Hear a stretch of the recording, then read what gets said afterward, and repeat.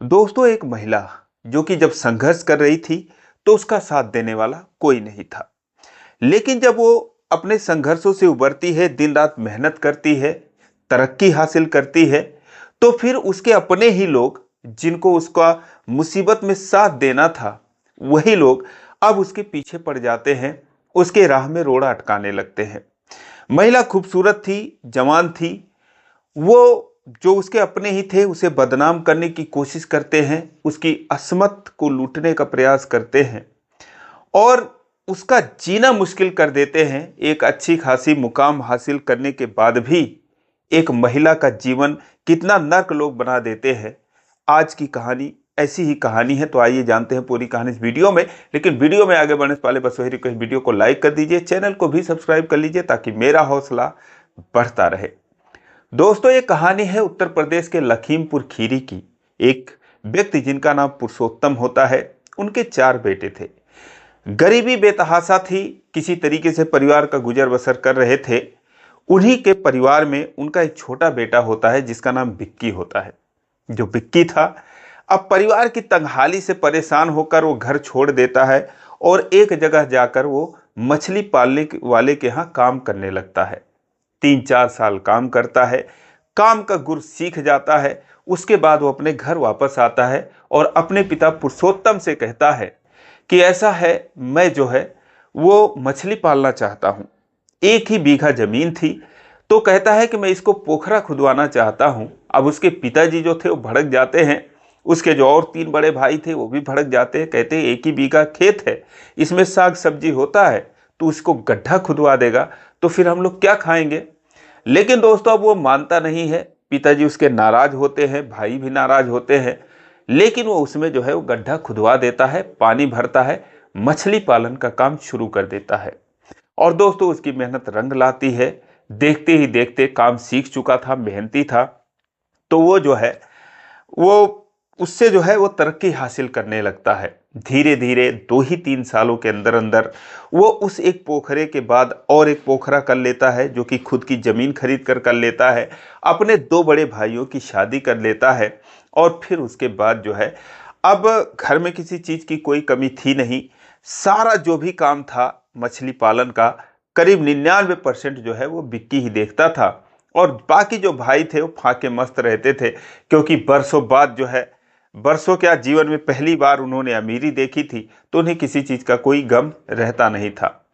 फिलहाल जो विक्की था वो अपने काम में लगा रहा और दिन रात वो बस कैसे आगे बढ़ा जाए इसी के बारे में सोचता रहा।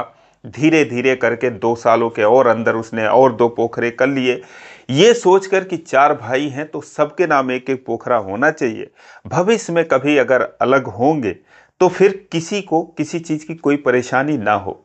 उसका सोचना सही था, लेकिन कहीं ना कहीं जो और परिवार के लोग थे वो उसकी सोच के मुताबिक नहीं चल रहे थे। फिलहाल उसने और अपने एक जो तीसरा भाई था उसकी भी शादी कर दी, खुद की भी शादी कर ली। जिससे उसने शादी की उसका नाम महिमा होता है। एक सुंदर लड़की थी, क्योंकि अब पैसों की कमी नहीं थी तो एक अच्छा रिश्ता मिल जाता है। पढ़ी लिखी भी थी थोड़ी बहुत। और उसके बाद जो है अब सब कुछ ठीक ठाक चलने लगता है।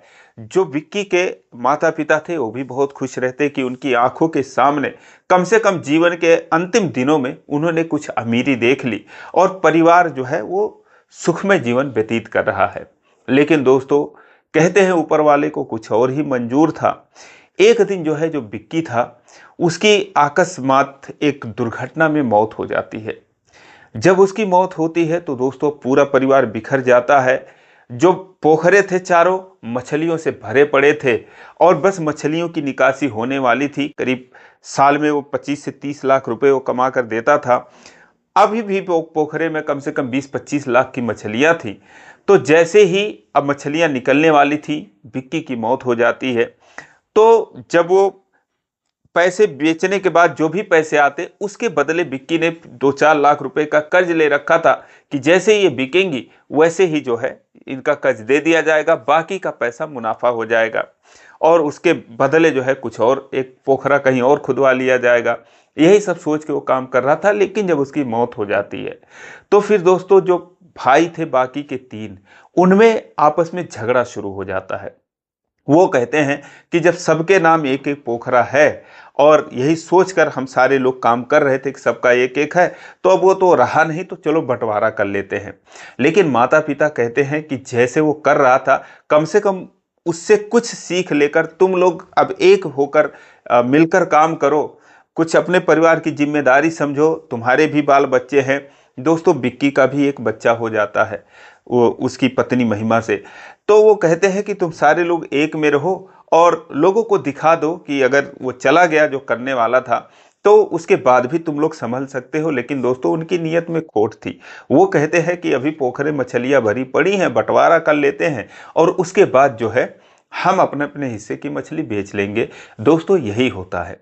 वो लोग बंटवारा कर लेते हैं और एक पोखरा जो है महिमा को दे देते हैं कि चलो ये लो, और तुम्हारे पति ने सब कुछ किया था तो ये पोखरा जो है तुम ले लो। हालांकि कोई एहसान नहीं कर रहे थे, एक पोखरा उसके हिस्से में आना ही था। अब दोस्तों, ये लोग अपनी दुनिया में मस्त हो जाते हैं, मछलियां निकाल लेते हैं, उसको बेच लेते हैं।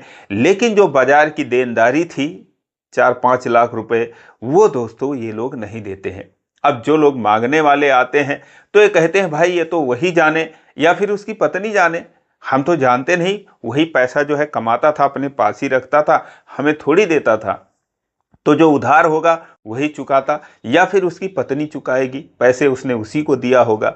लेकिन दोस्तों, हकीकत तो ये थी, कभी उसने अपने लिए 1 रुपये नहीं रखा। उसे क्या पता था कि एक दिन उसकी मौत हो जाएगी। वो सोचा कि चलो जब सारे लोग अलग हो जाएंगे तब अपना अकेले करूंगा, अभी जब एक में है तो चलो सबका हिस्सा मैं करता हूँ। तो यही सोचकर दोस्तों, उसने नाम 1 पैसा अपने नाम नहीं रख रखा था। फिलहाल जब बार बार कर्जदार आने लगे और बिक्की का नाम लेकर वहां पर वो पैसा मांगने लगे, तो उसकी पत्नी जो महिमा थी उसे बहुत बुरा लगा। वो सोचती है कि अब पति की मरने के बाद बदनामी हो रही है। दोस्तों, वो भी उसके जो भी शादी विवाह में कुछ गहने वगैरह मिले थे या फिर जो उसके पति ने बिक्की ने बनवाए थे, सारा कुछ बेच के वो जो है कर्जदारों का पैसा दे देती है और पोखरे में जो मछलियां थी वो भी बेच के सारा निपटारा कर देती है। अब सास ससुर जो थे उसके अपने बेटों के इस रवैये से बहुत परेशान हो जाते हैं, नाराज होते हैं और वो कहते हैं कि ठीक है, अगर तुम लोग ऐसा करते हो तो ऊपर वाला देख रहा है। इसकी बीवी को और इसके बच्चे को तुम लोग बेसहारा छोड़ दिए, अब कहाँ ये जो है मछली का पालन करेगी, कैसे क्या करेगी, इसका गुजारा कैसे होगा, ये भी नहीं सोच रहे हो। तो वो भी जो सास ससुर थे, थोड़ा बहुत उनका वृद्धावस्था का पेंशन आता था, सोचते हैं चलो इसी से जो है इसका गुजारा हो जाएगा महिमा का। तो वो लोग दोस्तों महिमा के साथ रहने लगते हैं। लेकिन अब धीरे धीरे जो है खाने पीने के लाले पड़ जाते हैं और स्थिति जो है इनकी काफ़ी खराब हो जाती है। और इधर ये लोग जो है अपना एक एक पोखरा पाकर खुश थे, उसी में अपना काम करते थे। तभी दोस्तों एक दिन एक लड़का जिसका नाम रमेश होता है, वो ना जाने कहाँ से आता है पूछते पूछते कि बिक्की का घर कहाँ है। और आकर जो है जब वहाँ पर वो सारा उससे बात पता चलती है कि बिक्की तो रहा नहीं, तो बहुत हैरान हो जाता है।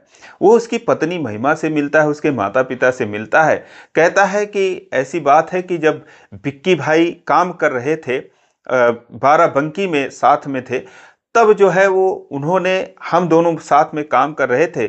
उसके बाद जो है उन्होंने अपना काम शुरू कर लिया और उन्होंने बहुत मेरे से फ़ोन किया, मुझे बुलाए कि भाई तुम भी आ जाओ और मेरे पास ही काम करो। लेकिन मुझे कभी मौका नहीं लगा कि उनके पास मैं आकर काम करूं। तो अभी मैं जहां काम कर रहा था वहां मेरा जमा नहीं, कहीं और मैं कुछ काम करने लगा था। लेकिन जब मेरी परेशानी बढ़ गई तो मैं से सोचा चलो बिक्की भाई के पास ही चलते हैं और वहीं पर चलकर काम करते हैं उन्हीं के यहाँ, क्योंकि वो बहुत मुझे कह रहे थे। लेकिन अब यहाँ आने के बाद ये बात पता चलती है दोस्तों, वो बिक्की को याद करके रोने लगता है, क्योंकि 3-4 साल वो भी उसके साथ काम किया था। फिलहाल वो कहता है क्या करूं, अब ऊपर वाले को जो मंजूर था वो तो हो गया। उसके बाद दोस्तों अब जब वो उसके सास ससुर से, महिमा के सास ससुर से मिलकर इजाज़त लेता है कि ठीक है चाचा अब चलता हूँ, क्या करूँ, तभी जो है महिमा कहती है कि एक काम करो, अगर तुम्हें ये काम आता है तो तुम क्यों नहीं काम करने के लिए आए ही थे, तो कम से कम तुम ही जो है, हमारा पोखरा जो है सूख गया था दोस्तों उनका, क्योंकि वो काम वगैरह कर नहीं पाते थे। तो वो कहती है कि फिर से इसको स्टार्ट करो। वो दोस्तों कहता है ठीक है, काम तो मुझे पूरा आता है। और फिर दोस्तों वो जो है रमेश जो है उसका जो सूखा हुआ पोखरा था उस पर काम शुरू करता है, पानी चलवाता है। मछलियों के बच्चे डालता है, चारा डालता है। और दोस्तों वो भी एक्सपर्ट था, तो धीरे धीरे करके उसका भी काम चल निकलता है। जब काम चल निकलता है, 1 साल 2 साल बीत जाते हैं, तब फिर जो है अब उनके पास भी पैसे आने लगते हैं, तो फिर वो एक और पोखरा वो कहीं पर ले लेती है। क्योंकि दोस्तों अब जब भी विक्की जब था तो उससे जब बातें करता था, यही कहता था कि मेरा सपना है महिमा कि मैं कम से कम 15-20 पोखरे कर लूं, हर भाइयों के पास 4-4 5-5 पोखरे हों और सब आराम से रहें, ऐश करें।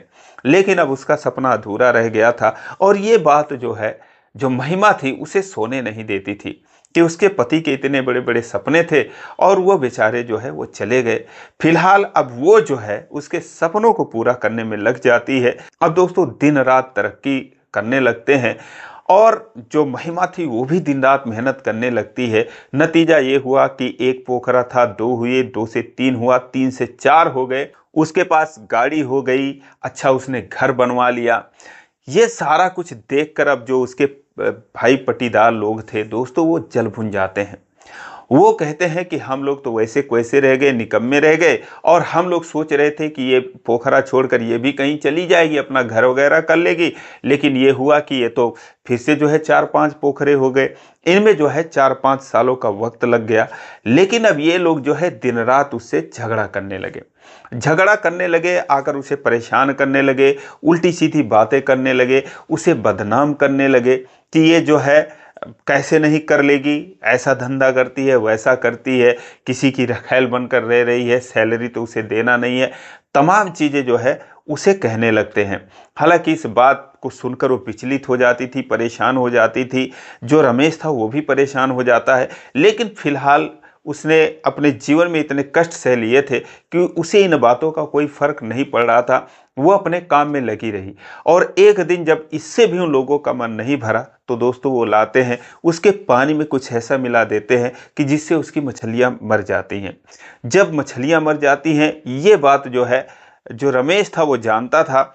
वो महिमा से कहता है कि भाभी जी ऐसा है कि वही लोग जो है कुछ किए होंगे। वो जाती है थाने में, FIR करवाती है, उन लोगों के नाम कंप्लेंट दर्ज करवाती है। पुलिस आती है, और जब पुलिस आती है तो ये लोग उसके बारे में उल्टा सीधा कहने लगते हैं। लेकिन अब कोई सबूत मिलता नहीं, इसका बहुत नुकसान हो जाता है, और फिर जो है ये मामला रफा दफा हो जाता है। उसके बावजूद जो है ये जब उस सदमे से उबर जाती है, संभल जाती है, तो फिर वो उसे जो है एक दिन कुछ शराबियों को भेजकर उसके ऊपर जो है उसके घर में घुसकर उसकी अस्मत लूटने का प्रयास करवाते हैं। और उसमें भी जो रमेश था दोस्तों मौके से पहुंच जाता है, उसके सास ससुर भी पहुंच जाते हैं, गांव वाले भी पहुंच जाते हैं, और किसी तरीके से उसकी इज्जत बचती है। लेकिन अब वो संघर्ष करके हार चुकी थी, वो इतना परेशान हो चुकी थी कि वो कहती है कि मैं क्या करूं, ये लोग तो मुझे जीने नहीं दे रहे हैं। वो परेशान हो जाती है, और इधर ये लोग रोज आकर गाली गलौज घर पर करते कि ऐसी करती है, वैसी करती है। तमाम चीज़ें जो उनकी पत्नियां थी या जो वो लोग थे आकर उसे बदनाम करने की कोशिश करते। ये सब चीज़ें सुन सुनकर जो रमेश था वो थक जाता है। एक दिन कहता है भाभी जी ऐसा है कि अब ये काम बंद ही कर दो, ये लोग मुझे नहीं लगता कि चैन से रहने देंगे, करने देंगे। जो भी कुछ है उसी में थोड़ा बहुत संतोष करो, और अब ये काम बंद कर दो। मैं भी जो है, मेरे भी कान सुन सुनकर पक चुके हैं। उल्टा सीधा हम दोनों के बारे में कहते हैं, आखिर हम कितना सुने। दोस्तों तब तक ये लोग 5-6 साल हो चुके थे एक साथ में काम करते हुए।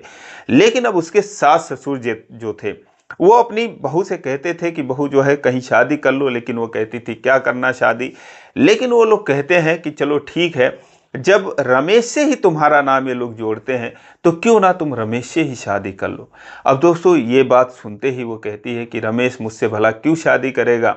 और रमेश से जब ये बात बोलते हैं तो वो कहते हैं कि मालिक जो है मैं आपका नौकर हूँ, आप अपने बहू से पूछ लीजिए, मुझे तो कोई एतराज़ नहीं है, मैं तो शादी कर सकता हूँ। जब उससे पूछते हैं तो अब वो इस सारी बात कहती है। फिलहाल मामला ऐसा होता है कि दोनों का जो है, अब वो उसके जो माता पिता हैं, जो सास ससुर थे महिमा के, वो घर के ही मंदिर में जो है उनकी शादी करवा देते हैं। अब शादी करवाने के बाद वो उसके नाम का सिंदूर लगा लेती है, दोनों पति पत्नी की तरह रहने लगते हैं। लेकिन अब जो महिमा थी दोस्तों, वो लोक लाज के कारण अपने घर से बाहर नहीं निकलती है। वो सोचती है कि कैसे निकलूं, अभी कोई देखेगा क्या कहेगा, और लोग सोचेंगे कि अगर ऐसा कुछ होता नहीं तो फिर ये उससे शादी क्यों कर लेती, तो अब लोग मुझे और नहीं जीने देंगे। और जो रमेश है, ये कभी कुछ कह नहीं पाता था, क्योंकि अगर ये कुछ बीच में बोलता था तो वो लोग कहते थे तू नौकर है, तेरे से क्या मतलब है और तू क्यों बीच में बोल रहा है, तो इसीलिए वो चुप रहता था। अब दोस्तों फिर जो है जब 2-3 दिन बाद वो अपने कमरे में ही रह गई, निकलती नहीं थी कि मांग का सिंदूर और साड़ी ये सब सुहागन वाला कोई देखेगा तो क्या कहेगा। फिलहाल जब 4-5 दिन हो गए तो वो लोग जो है फिर आते हैं उसके घर पर। कहीं से उन लोगों ने सुन लिया था कि शायद वो शादी कर ली, ऐसे ऐसे कर ली है। अब आकर वो गाली गलौज करने लगते हैं। जब गाली गलौज करने लगते हैं तो दोस्तों अब जो रमेश था उसकी स्थिति बदल चुकी थी। वहां पर उन लोगों के लिए उसने पहले से लाठी रख रखी थी। जैसे वो आते हैं तो वो लेकर उनके ऊपर हमला कर देता है। जब हमला कर देता है तो फिर वो लोग हक्के बक्के रहते हैं, कहते तू कौन होता है बीच में आने वाला, और अपनी औकात में रह। लेकिन दोस्तों तभी जो है, अब वो कैसे बताए कि हाँ वो मेरी पत्नी है, उसके बारे में कुछ मत कहो।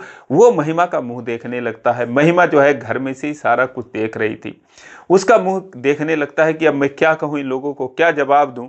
तभी दोस्तों महिमा निकलकर सामने आती है और कहती है कि मैं इनकी जो है वो पत्नी हूं।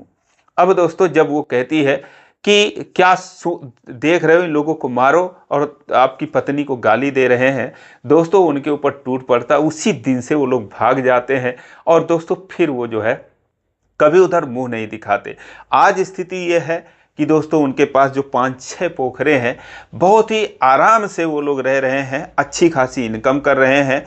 और ये जो है कहानी दोस्तों, ये जो शुरू हुई थी ये 2014 से शुरू हुई थी। फिलहाल आज महिमा और रमेश का एक और बेटी हुई है। आज ये 2 बच्चों के माता पिता हैं।